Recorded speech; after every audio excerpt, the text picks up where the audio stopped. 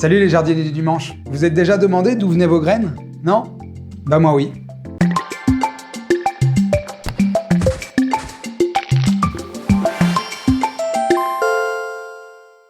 Et savez-vous que la France est le premier producteur européen de graines?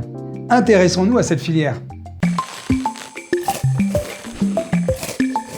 Avant d'arriver dans son sachet, la graine suit un parcours bien établi. En France, on comptabilise plus de 25 000 personnes dans ce secteur.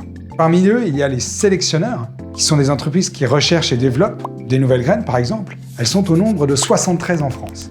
Et il y a aussi les agriculteurs multiplicateurs, qui fabriquent des graines en masse, et là, c'est à peu près 19 000 exploitants sur plus de 400 000 hectares en France.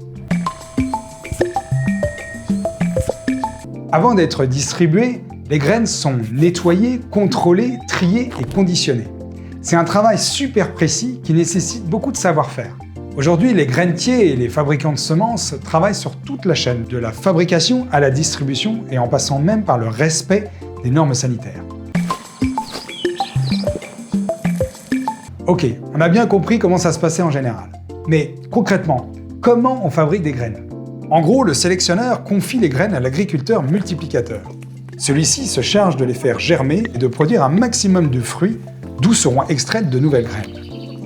Un échantillon est alors envoyé au laboratoire pour analyse.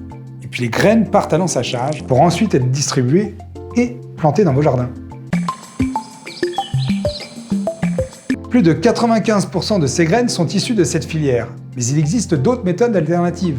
Vous pouvez les fabriquer chez vous tout simplement, les échanger avec des amis ou des voisins, aller à des bourses d'échange ou dans les grainothèques. En plus, c'est génial, on rencontre plein de passionnés. Et vous, quelles graines allez-vous planter? Racontez-moi tout ça et venez aux 48 heures de l'agriculture urbaine.